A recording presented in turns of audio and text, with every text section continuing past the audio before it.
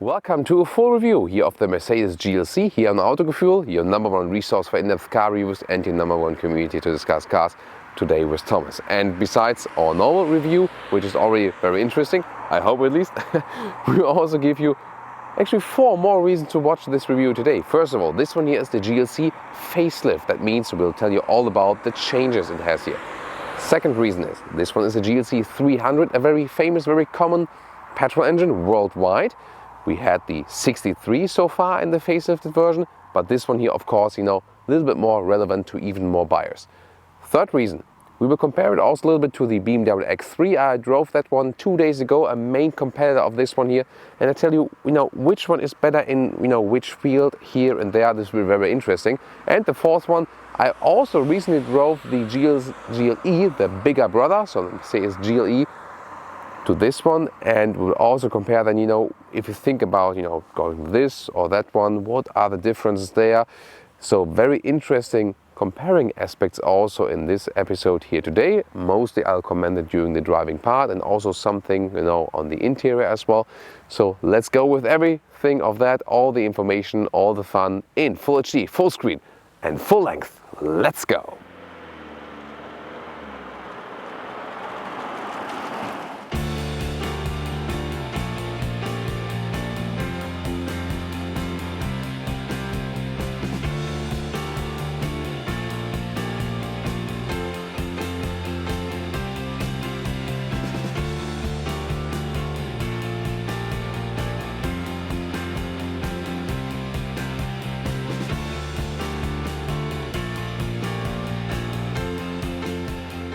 Here in the front we can see main change with the facelift are those new daytime running lights together with new headlamps. Standard now LED, optional, the one you can see here, the multi-beam LED for more high beam support. This here in the standard line has this dual horizontal fin grille. In the AMG line it would have this diamond pin grille, which would be my favorite as for the exterior design. Pretty interesting design, and it's here, however, in chrome, looks pretty elegant. Also interesting with those holes there in the lower part. So, but you can definitely change the design around just a little bit. The big Mercedes star is two-dimensional because it hides the sensors. And for example, also important, the autonomous emergency brake is standard, but we can also expect that. And also the Distronic, the adaptive cruise control, has been updated now with the facelift, and there's also a new trailer maneuvering assist. 4.65 m, 15'3" or 183 inches is the length of the GLC SUV.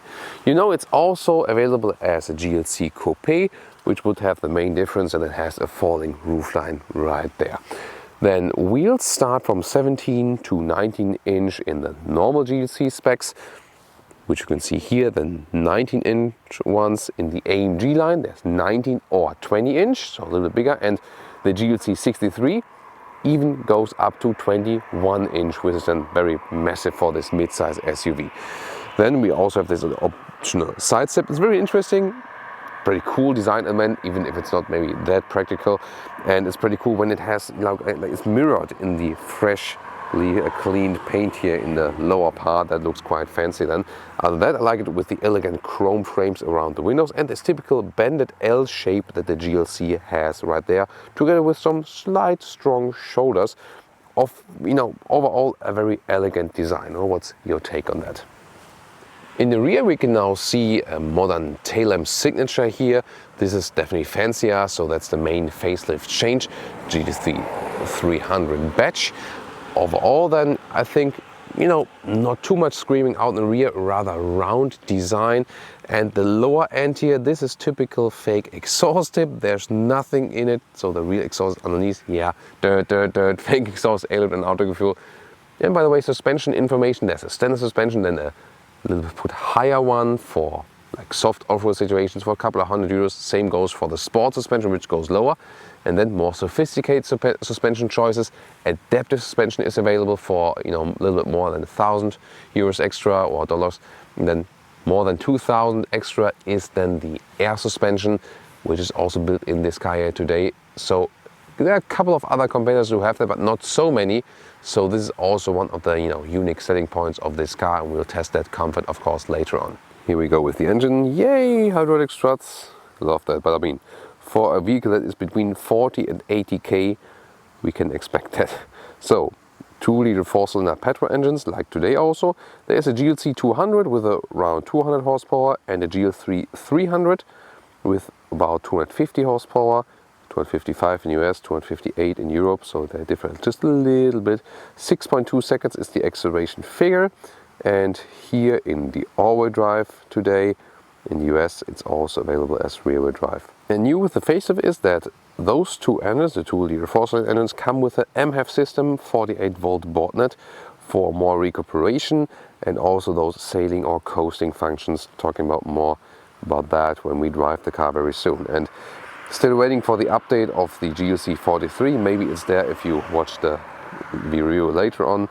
This one is a 3-liter V6 with 362 horsepower, but that one not facelifted yet at this moment when we record the video.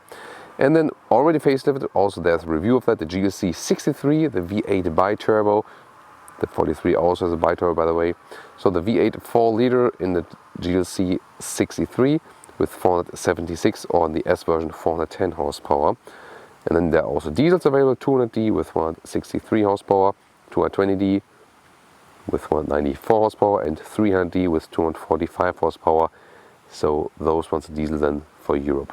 And last but not least, there's now also the GLC 300E PHEV. Was called 350E before, they changed the name now, so it's a new plug-in hybrid, and really love to test that one at a later stage. It's a petrol plug-in hybrid that could be a good alternative for better fuel economy.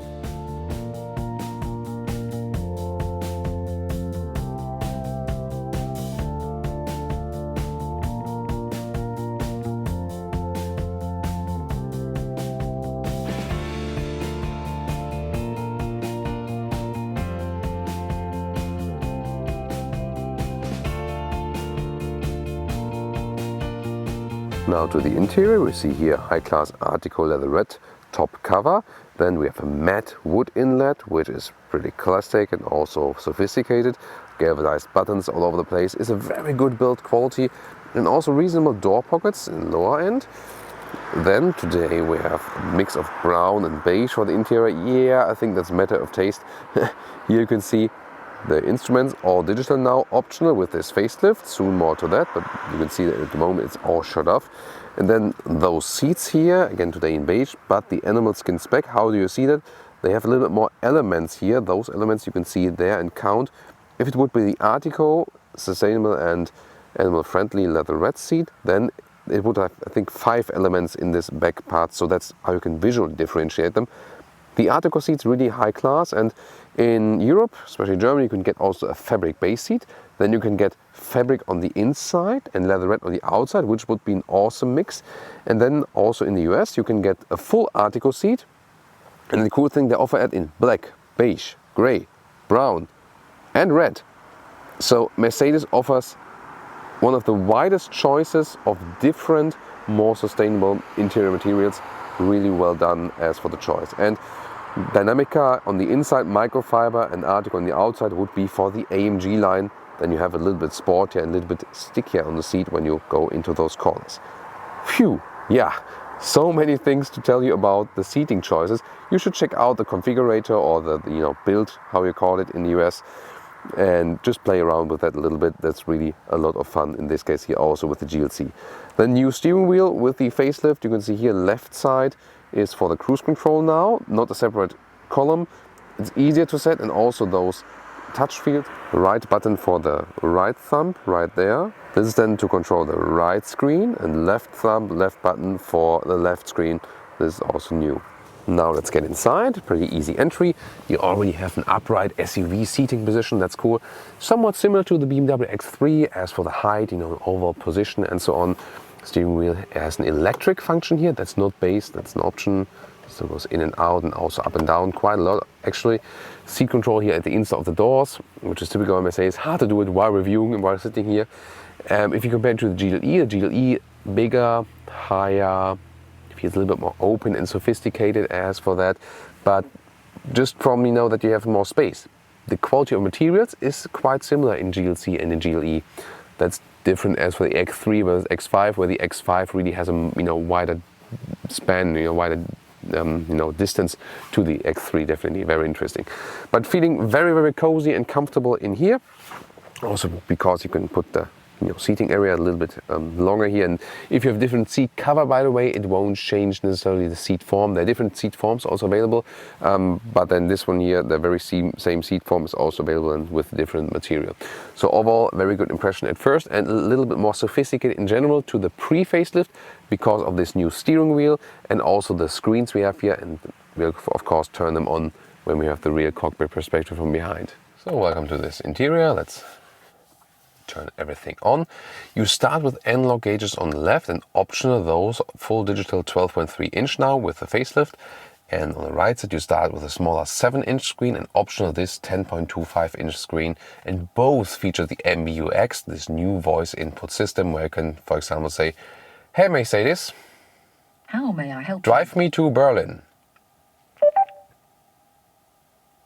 I am starting route guidance to Berlin. So that's really perfect. You can change temperature, turn on off head-up display, even open and close the sunroof and so on. The best system there is on the market, and BMW on Please proceed to place the 2 at the highlighted moment. route. So they're newest only in the big cars, not in the X3. So the new BMW natural voice input system also pretty cool. So that's one thing.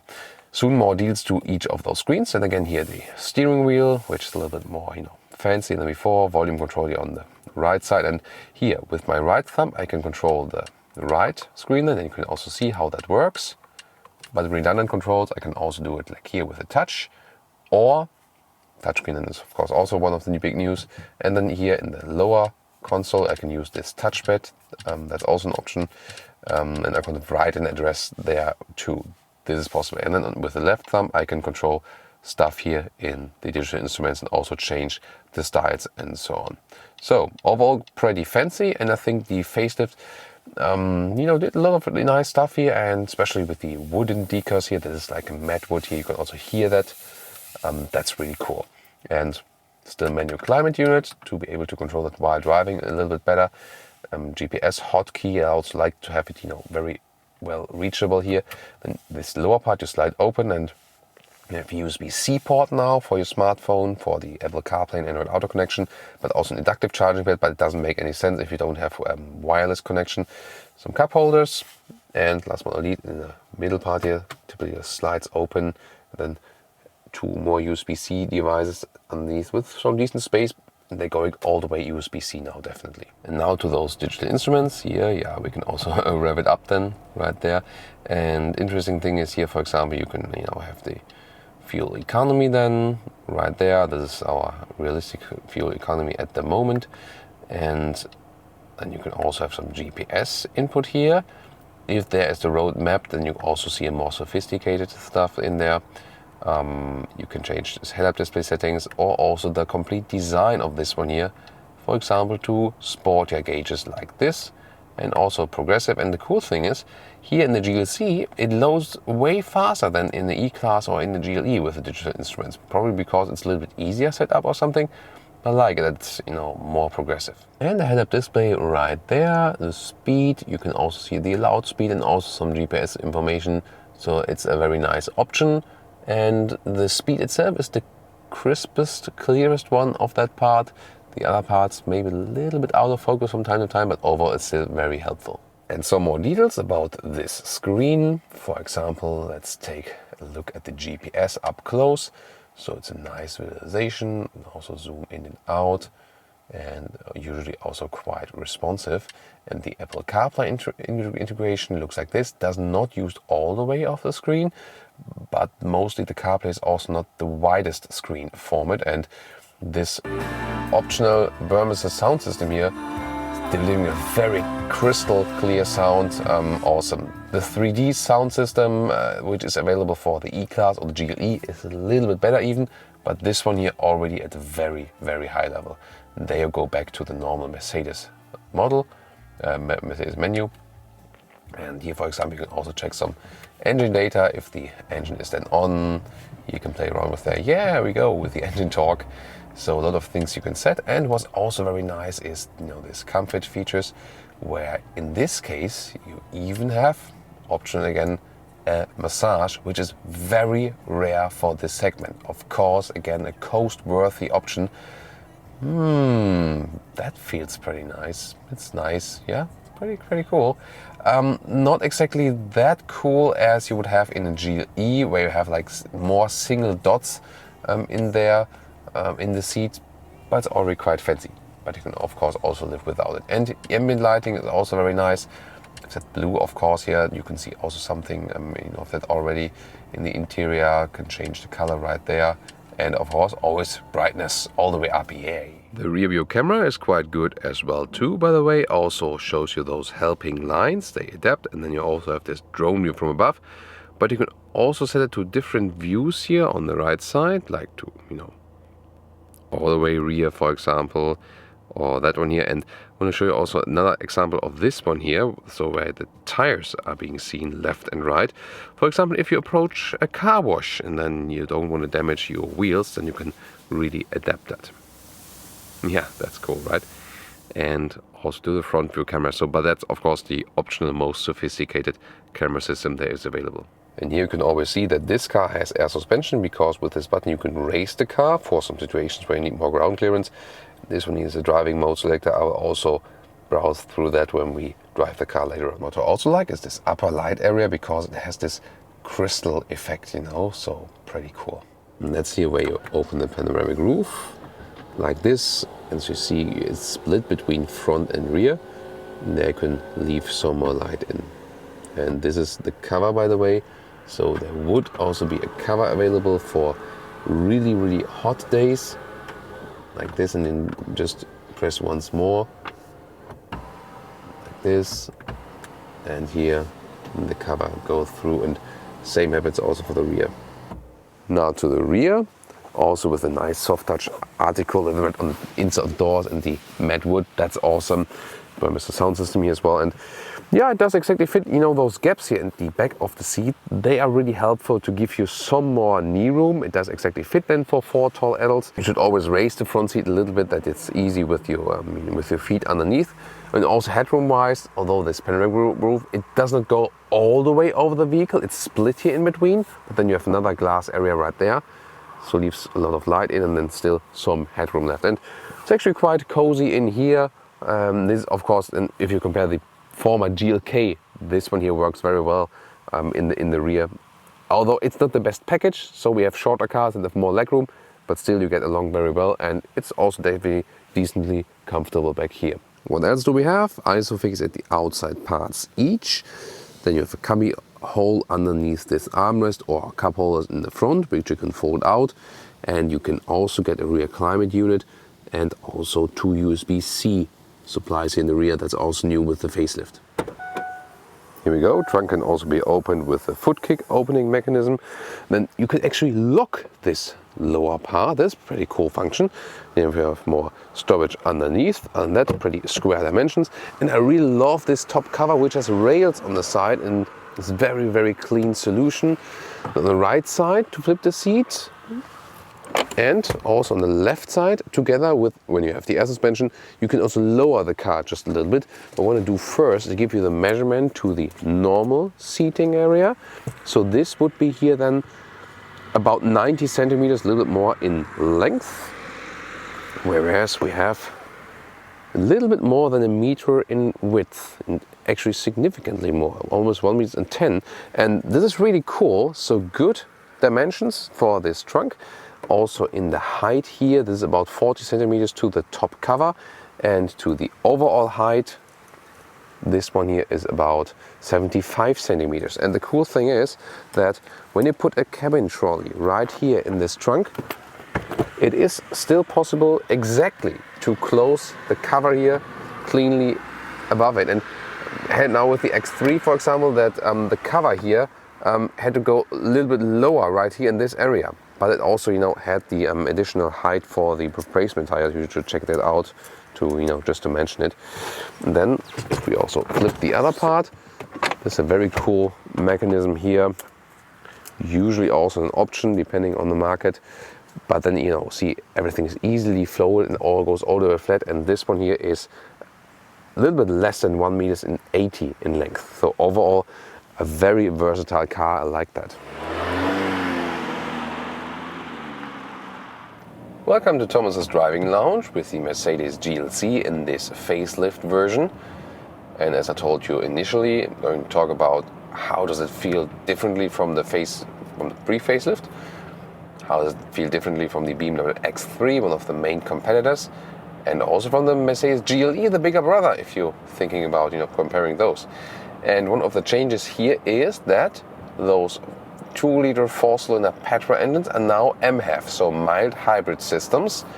So with a battery that is bigger than a normal car battery, in the eco mode, the throttle input is being drawn back, and more attention to better fuel economy and so on, earlier shifting up, and I can see if there's a power output from this MHEV system, or if there is this, by the way, the warning system here, the blind spot monitor, and if I set the turning indicator, then I also get an acoustic warning.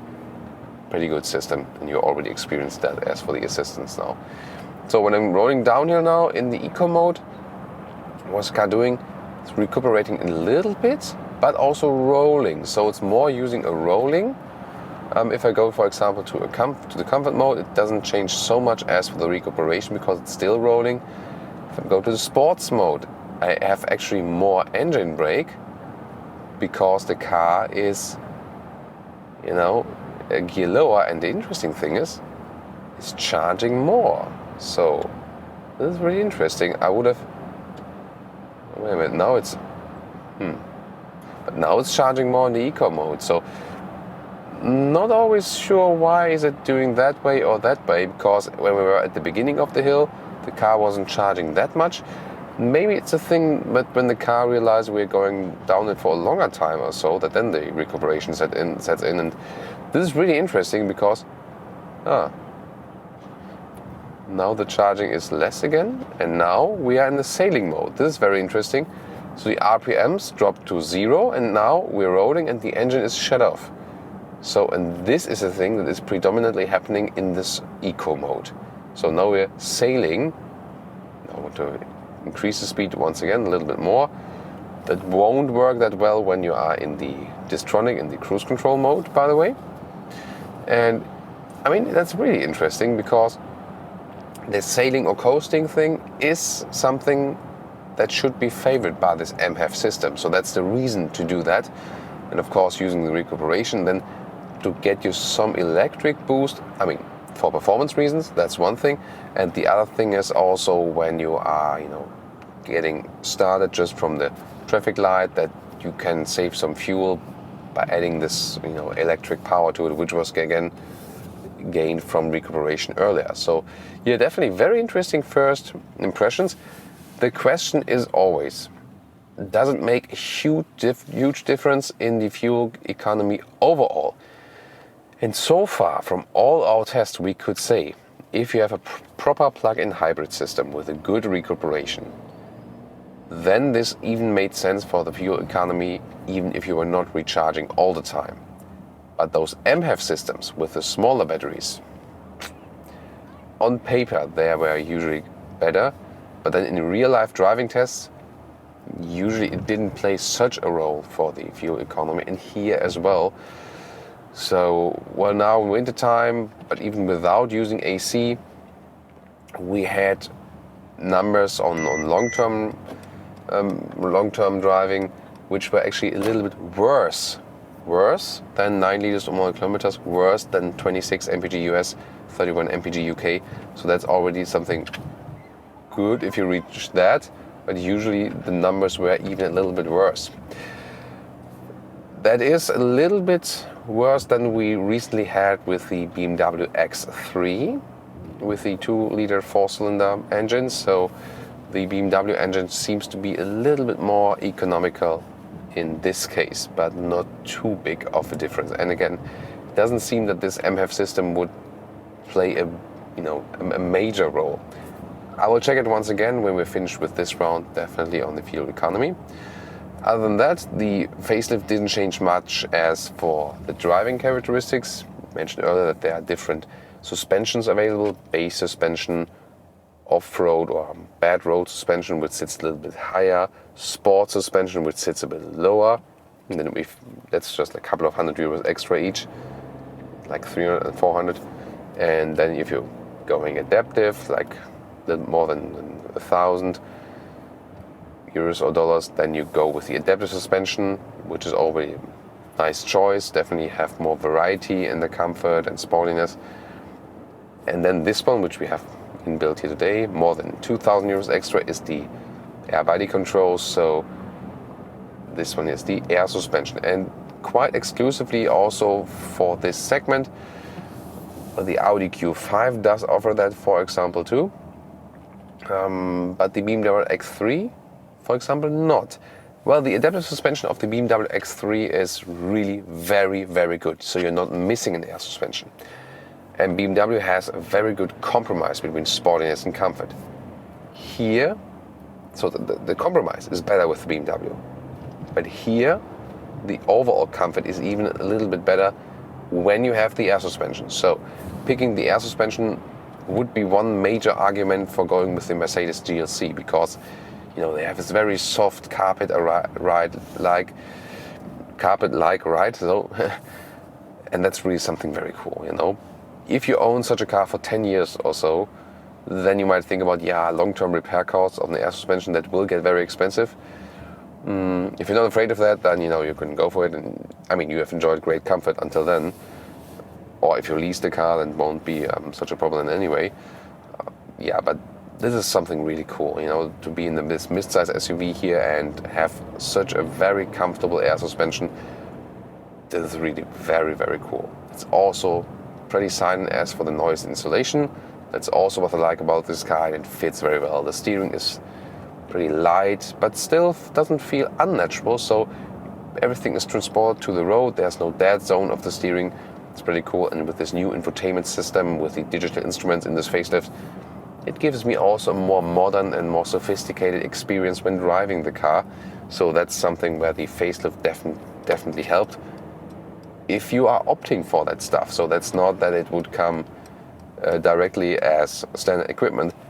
Yeah, we know that. That's what Mercedes does. They just want more money from you. That's the downside of those even fancier things, definitely. So both BMW X3 and Mercedes GLC, they are really excellent SUVs and definitely among the top in their segment in many, many ways. So again, I conclude BMW best compromise, sportiness and comfort, a lot of driving fun. I would say in the sporty sense, the X3 is a little bit more fun to drive. The GLC, however, top of the comfort, especially suspension-wise, when you pick the optional air suspension here, and then also better in the comfort overall. Again, but then it's not that sporty and doesn't, it's not that much fun to drive it. It's still fun, yes, but if you compare it to the X3. And if you then think about, can it be a little bit sportier with the compromise? The GLC 43, for example, which also has the air suspension, but is then set on a very stiff note, that I felt for everyday driving was too harsh. And we actually also got some customer feedbacks who said, our test ride said, I experienced the same thing, Thomas, and therefore I went then, for example, with the GLC 300.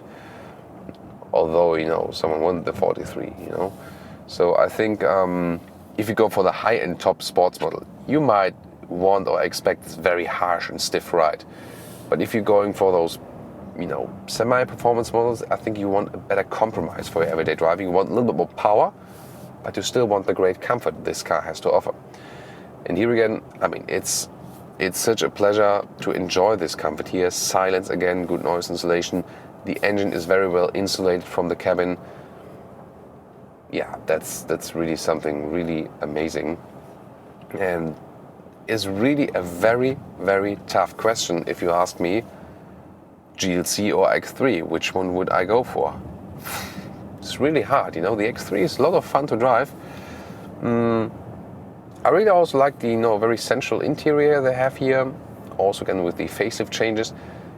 The voice input system, because here they put the newest one in the X3, there's a newer one available for the bigger BMW models. So this one here has the more sophisticated voice input system. And Whereas X5, whereas GLE, meanwhile I have the impression that the X5 is better built as for the interior quality. Here, GLC versus X3, I think it's the other way around. The GLC somehow has, better build quality to my, subjective impression than the X3, and both, definitely on a high level. But we also know, for example, where the GLC is being built in Germany, in northern Germany, which is, they're very good as for the quality over the past years. And the funny thing is, just 1 or 2 weeks ago, there was this German TÜV, so where they do the annual checkups or 2-year checkups of the cars, was this test, and the GLC was the winner in the best reliability index quality overall. Not in the segment, yes, also in the segment of course, but overall from all cars being tested. But that's not the case with every Mercedes car, With the GLE, they had some quality problems. They changed suppliers now in the production in the US. They were brought over to Germany to fix them actually. So there was a hell lot of effort, and so obviously they got new suppliers there now for better quality. But again, the GLC has been proven to be very reliable.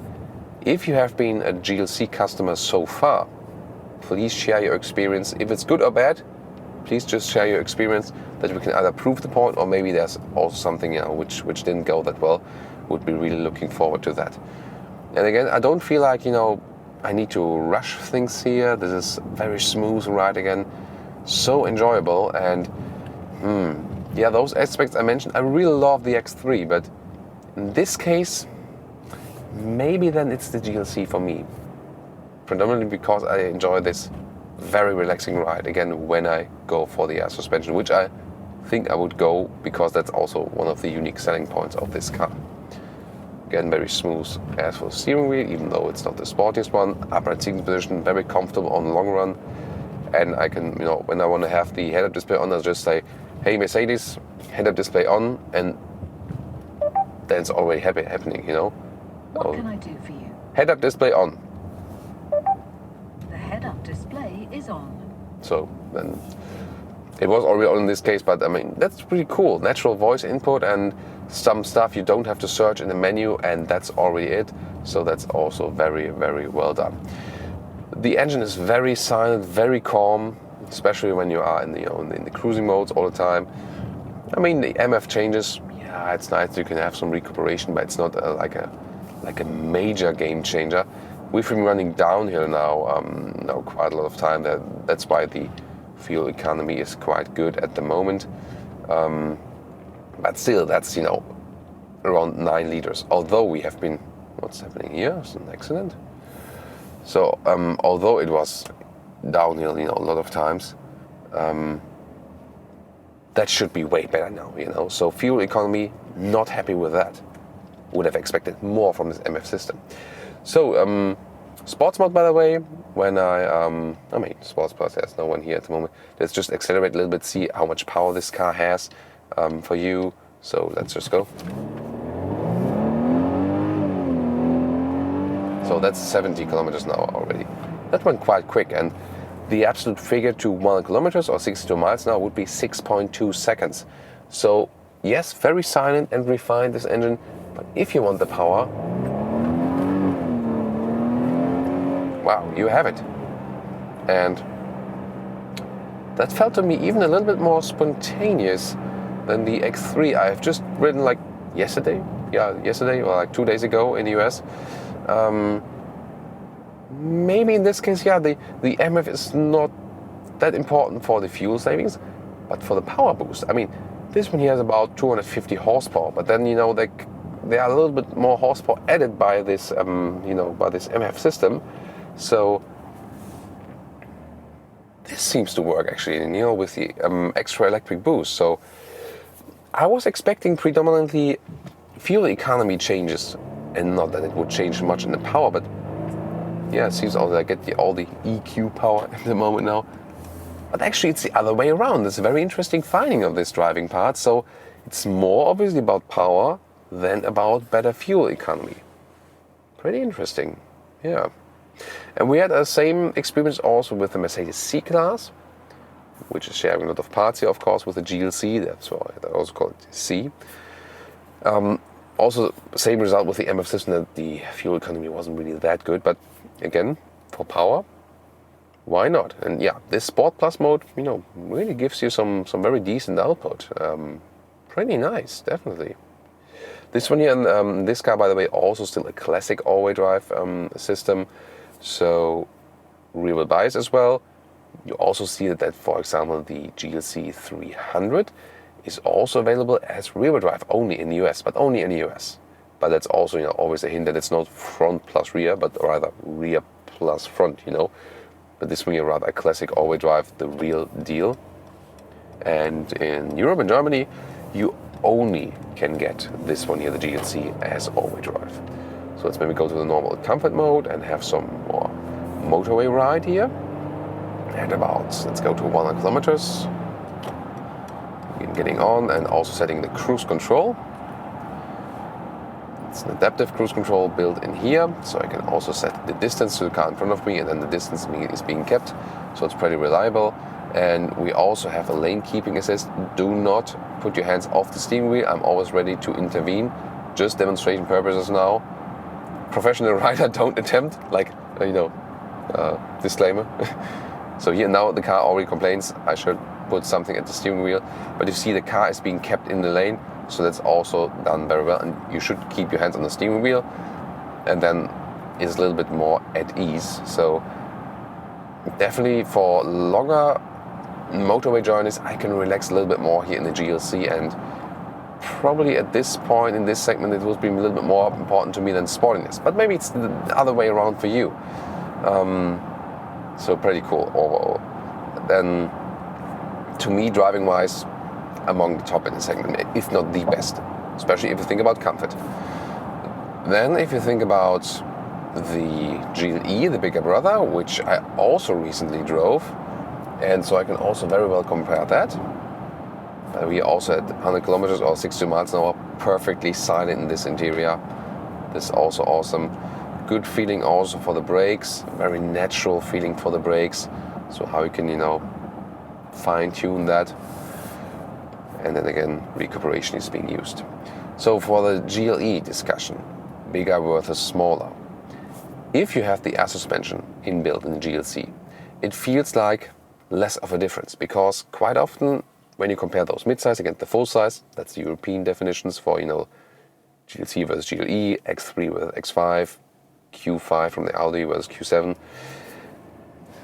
then you feel quite often a very big difference, because the bigger ones offer the air suspension and you have more this smooth carpet ride, whereas those ones here are, not rough, but in comparison, or maybe just offer an adaptive suspension, which is already very good, but you feel that as a difference.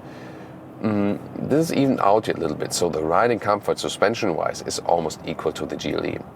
What is different to the GLE is that in the GLE you sit higher, you have a little bit better overview because of sitting higher. On the other hand, the overview is worse when you think about how long and big the car is, and the hood and so on. So here, for example, I can better watch over the hood, although I'm sitting not that high.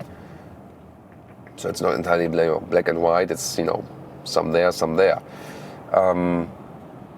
This one here, of course, feels a little bit lighter, a little bit easier to control. You can ease it around the corners a little bit better.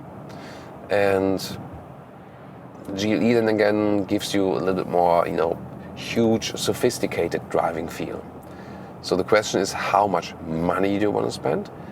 How much space do you have in the city when parking, in your garage, in your basement garage, in front of your house or flat or something? So that could be a very crucial point. And because this one here already feels that comfortable.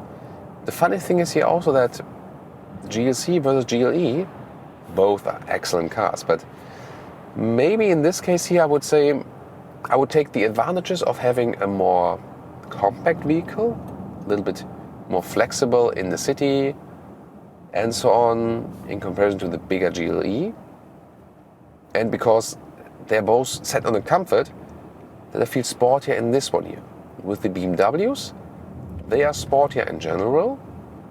So I don't feel the urge to go for the smaller model there, that it's sporty, So the X5 still feels quite sporty for its size. And therefore I don't miss the X3 sporty driving feeling, you know what I mean? And the X5 also has a bigger difference in the interior build quality. Here with the GLC versus GLE, I don't see so big difference in the interior build quality, whereas X3 with X5 is a bigger difference. So to me, between GLC and GLE, I would probably go with the GLC, save some money, be a little bit more flexible in the city. Between X3 and X5, I would rather go probably with the X5 because, more elaborate as for the functions, better infotainment system, better voice input, better build quality on the interior, more comfort, yet not so much less sportiness. So that's also, very interesting finding. I'm discovering that myself at the moment as well. So yeah. So it's X5 and GLC. That would be my decisions then, definitely. And yeah, very interesting also to me for that finding. It's always cool to talk about the difference of of each of those cars. So then told you what is different with the GLC facelift, just minor things driving wise and more the impression you get from those more elaborate things. Then again, in general, how it's positioned in this segment, and then talked about the difference GLC X3 and also the difference GLC GLE. Hope you really enjoyed this, comparing insight for you today to make the driving part even more interesting. And please leave me your feedback in the comments also about those individual aspects, and would be really looking forward also which one would you actually go for, GLC or GLE, GLC or X3 or X5. So let's exchange some opinions there in the comment section. Really looking forward to read that. That I'm really trying to read every single comment, although it's like a couple of hours work per day and 365 days. Yes, 365 days a year. So I'm really spending a lot of my personal time also in your comments, just also to give you a feeling that your opinion and your experience is really also highly appreciated here. So, and then let's head over to the final conclusion.